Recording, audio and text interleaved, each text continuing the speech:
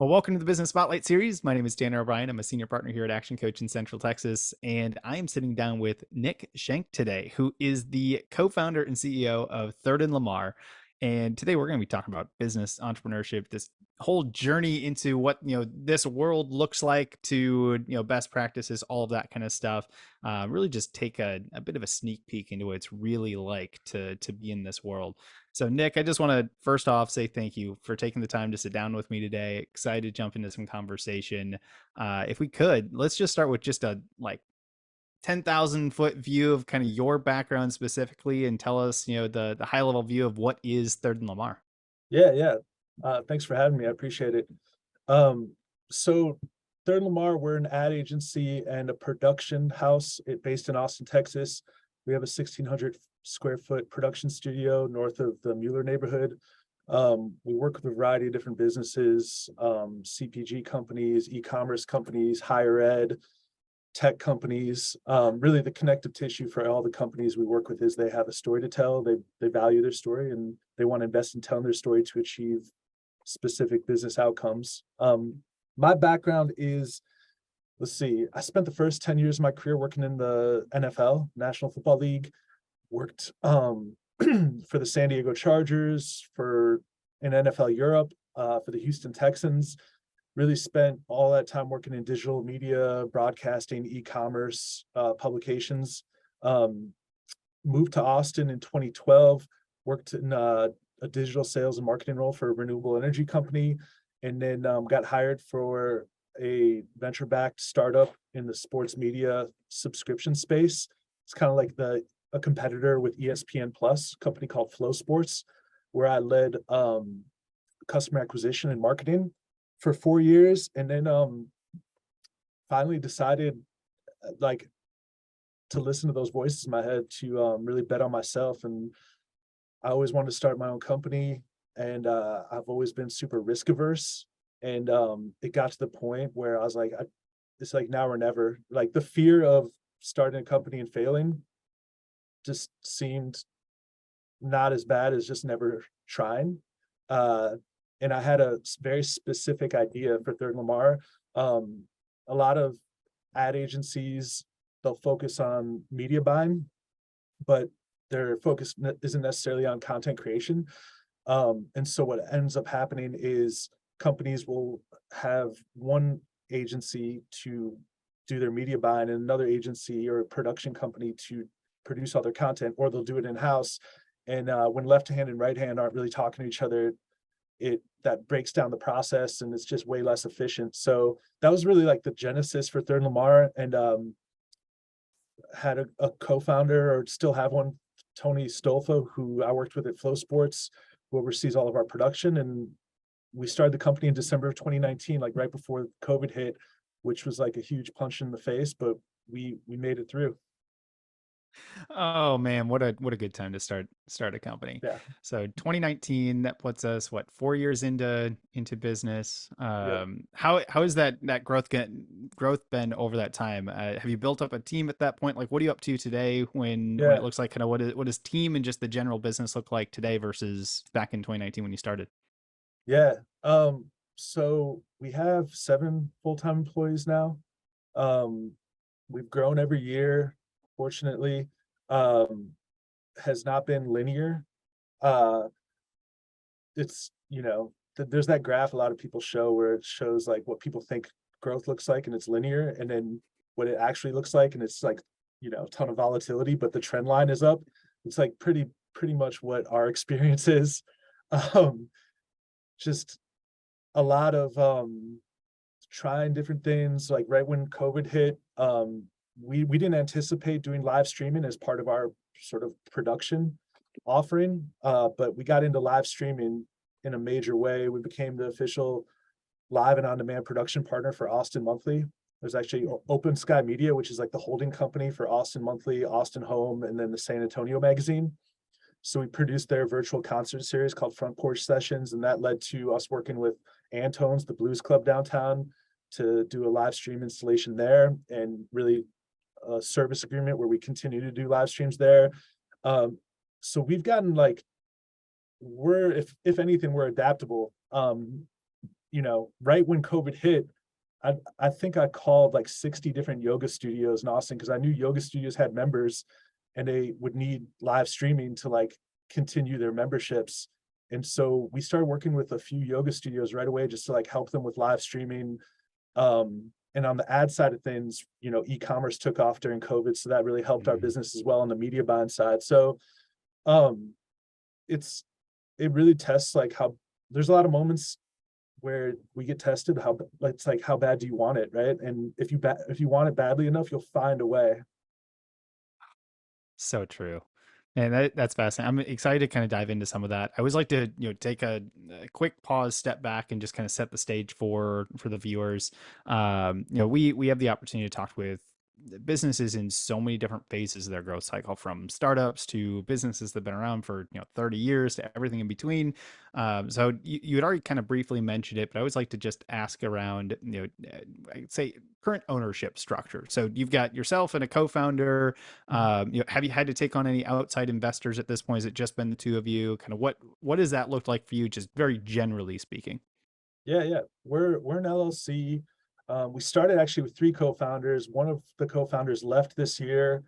Um, we did not get any outside investment. I honestly don't think investors typically invest in like professional services businesses, right? Like when you sell a professional services business, or if you want to sell one, I think like, EBITDA multiple might be, 5x at the most. Software companies are way higher EBITDA Hmm. multiples. So it's like, it's not necessarily a sector where you want, if you're an investor, they typically invest in, but um, I didn't want to I didn't want to start a business where we would need outside investors for a variety of reasons. I had worked for a venture-backed startup when I was at Flow Sports, so I saw what that was like. And bootstrapping is my way. It fits me. Excellent. I appreciate that. So, like, with your role now currently in the business, I always like to ask the question, like, what's your role currently? Like, co-founder and CEO, like, what does that look like logistically for you? How many different hats do you have to wear in the business today? Yeah, yeah. So HR, definitely handling all of HR. Definitely like a lot of account management still, which I like. I never want to be in a situation where I'm like too far away from that because I like the work. Um, Not to say that like I don't delegate, but I always want to be close to the work because that's really, really fun. Mm. And ultimately that's the value we bring. But business development is a huge one. So managing like our sales pipeline, generating leads, thinking about that, strategy is a big one. Um, so yeah, it's definitely quite a few hats. Read this book recently called Traction, which is like Hmm. the EOS system. Yeah. And I definitely am starting to see the merit in that. I've always been sort of a nonconformist. And so the idea of like taking somebody else's blueprint and just using that for our business, I was like, no, I want to find my own way. But like 4 years into the business, I'm starting to realize like there's merit in doing it in like a tried and true way and putting your own spin on it. And so I think that that's something like we're going to look at implementing is the EOS system, where it seems like an operating system that could save us a lot of time. So anyways, that's like the new thing on my list.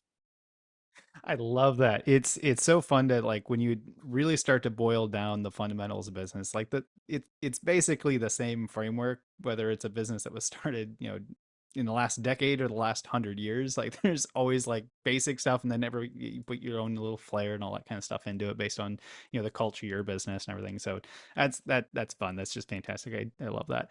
But I want to talk a little bit more about your business specifically. So you mentioned a few of kind of the types of clients that you tend to work with.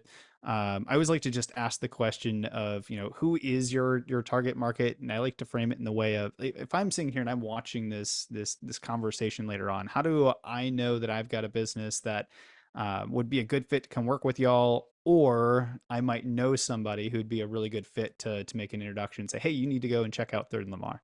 Yeah, yeah. We Ultimately, we like to work with companies that really value their story. Because if you value your story, you're going to invest in wanting to tell that, and you can use that in how you achieve business outcomes, whether it's generating leads, generating sales, attracting new employees, whatever your main objectives are. That's really important. What we're seeing more and more is like customers, people like they don't necessarily want to work with a company because of what they do. It's like why they do what they do is what really attracts people to them. And so that's like gets at the heart of them telling their story. Um, Companies that wouldn't be a good fit for us are like super transactional companies, like that are doing things the old fashioned way, that aren't looking to really innovate. Like we like to work with companies that realize like that whatever they did that got them to where they are now, they know that's not going to get them to where they want to be. And so Mm. they're looking to do things in maybe a new way or try different things, particularly relative to content. So, um, in terms of services, obviously media buying is a huge emphasis for us, paid search, paid social, but then there's like 4 or 5 pillars on the production side, right? We do on location production work, so we'll go to a client's location, film testimonial videos, brand videos. Um, we have drone license, we can do drone videography. We'll do studio work, like tabletop productions. We've done some stuff for in the food and beverage industry in particular.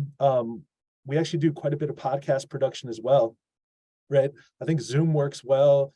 There's some other sort of like online tools you can use for podcasting, but if you want to build out like a set and have multiple cameras and add a little bit more production into your your recording, we could do that.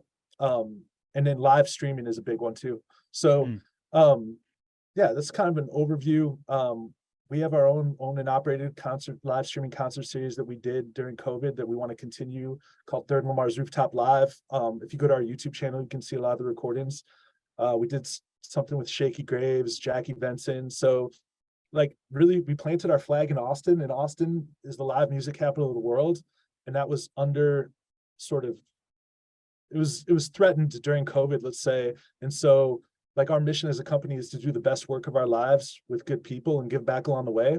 That component of giving back along the way fits nicely into like helping artists in Austin live stream and really produce great content for them to market themselves. So that was a really awesome part of COVID, like a benefit we didn't anticipate, but we like dove into in a big way.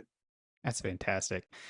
Which all this kind of leads me to asking some questions around marketing. I love to bring up the topic of marketing in general. It's one of those areas that it's vital to every business out there, but that doesn't mean that every business is really really strong or good at it. So obviously having a business that does marketing, I'm curious on for your business specifically. What has been your philosophy to marketing for your business? How do you get the word out there for Third and Lamar?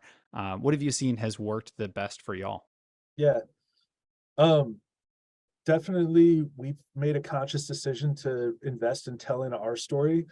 We think that if we can really tell the story of our work, distribute it across our own channels, social media channels, email, website, cast a wide net, that sort of the ideal customer profile, the best fit clients will see that and they'll want it, and then they'll reach out to us. I think that's a much better way to market, or at least to generate sales and leads than having like an outbound lead, sales force. Like you probably are like me, and a lot of people watching this right now get like 5 to 6 emails a day from people who say like, "Hey, we could generate 100 leads for like X number of dollars." It's like that's never interested me. I just want to put out our best work, and hopefully it resonates. It reaches the right people. It resonates with them, and then they come to us.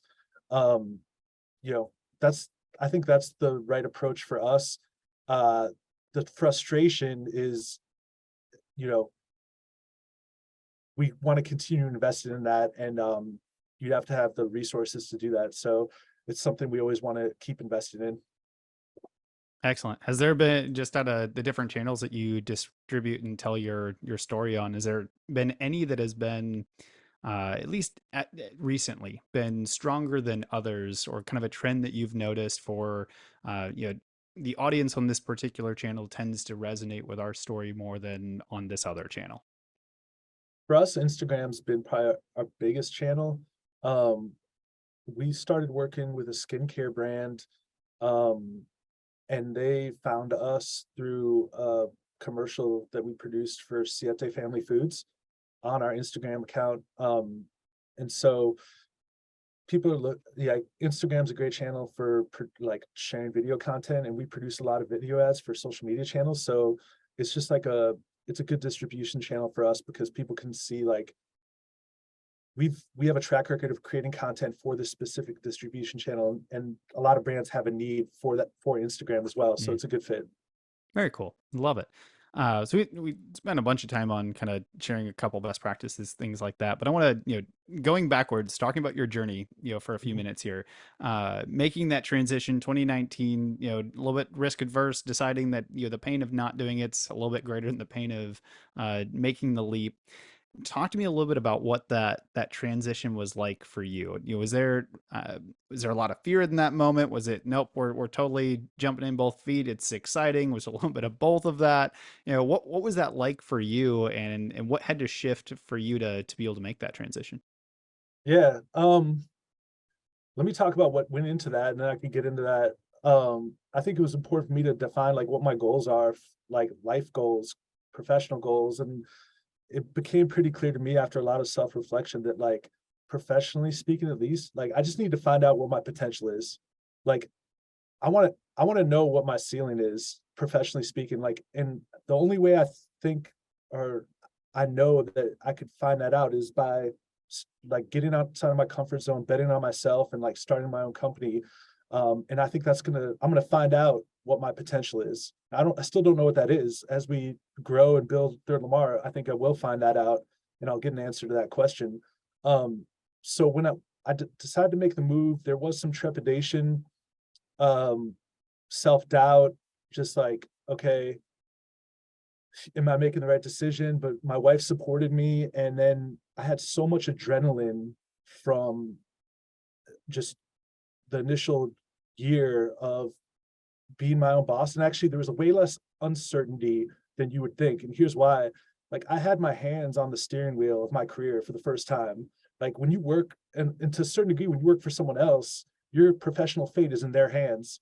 Um, any given day, I can look at what our bank balance is, all of our financials, and there's like a certain degree of control there, right? So it was a little bit less scary than I thought it would be, just because of that fact. But for sure, like it was the whole thing was like I just wanted to bet on myself. And um this the cliche, like you never go broke betting on yourself, right? That's the thought. And I knew like I'm pretty relentless, and like nothing was going to stop me. It's pretty Mm, much what it came down to. And I lo- and it's not just about me, like having a great team, a great co-founder, like that's just like such a relief as well. Like if you can't find really good people to do it with, you're just going to make your life so much more miserable. I couldn't agree more with that statement. But 4 years in business, lots of growth, I am sure. What has been, or has there been, outside of, just having to, launch in 2019, having to manage around this whole beautiful issue of COVID, that sort of thing? Has there been any kind of defining moments that has accelerated your growth as a business owner, or maybe looking at it a little bit differently, has there been like a specific area or lesson within business itself that you've had to grow into over the past 4 years? Yeah, mentally, like having mental strength is so crucial. Like if you're listening, watching this, and you're thinking about starting a business, and you reflect on your career, and whenever you encounter obstacles, it like really derails you. Um, don't I wouldn't start a business. If you bounce back quickly from like disappointments, then that's like a really important quality to have when you start a business, because just stuff happens. Like I said earlier, it's never linear. And so it's like how you respond to disappointments and lulls, whatever, is just it's been a learning lesson for me. Like I never get too high, too low. I try to I'm in a constant state of what I call paranoid optimism, um, which is like essentially just being a realist. You know, so the mental strength required to do it is I can't overstate it. I will say this though. Here's one thing I've learned. Always look at your problems business wise as a function of your growth. So like there's a tendency, I had a tendency to be like, wow, all these issues are piling up. But really, if you looked at those issues as a percentage of our top line revenue, let's say, like the percentage was actually the same. It's just the top line revenue is growing. So as you grow, the issues grow with them. And so it's like if you don't have that realization, you could think, wow, everything is going wrong and I'm doing a terrible job. We're screwing up left and right. But like if you just take a step back and look at it, you're like, oh, actually, we're growing. It's just comes with the territory of growth. You have that's why they call them growing pains, right? So that was like a big realization I had one day, and it like gave me a big. I was like, okay, all right, I'm good. Yeah, that's such a fun realization. I love that you highlight that because that is you kind of think about like a I don't know $100,000 business that just started has problems and challenges and growth issues, and the same thing goes for $1 million business. They're Mhm. just different. They don't necessarily go away. It's just, well, we've grown, so now we have different things to deal with. If it's just you in the business versus when you have 10 to 20 employees, you have different issues. There's Exactly. there's people there, and it's just it is part of that growing. It's growth is changes not always the cleanest, easiest thing to go Mhm. through, and it's just kind of part of that process. So Yeah, like um imagine. I mean, it gave me appreciation for like CEOs of like Fortune 500 companies. Like imagine Andy Jassy at Amazon. Dude, his whole day must be dealing with problems, like every single day, nonstop. And just because it's a function of the business size, so it's like I know that I don't want to be a CEO of a company that size. I love Yeah. it. So with that, what does the next, few years look like for you? What is the, where's the business headed in the next 3 to 5 years? What does your role look like as the business continues to grow? But what do you see for the next 3 to 5 years? Yeah. Early on, we're first year or two, really we were really scrappy, and we would take on a lot of work, and we weren't necessarily looking at the work that we took on and matching it with like our ideal customer profile. And so when there's a you do that because you're just trying to survive and just Hmm. grow.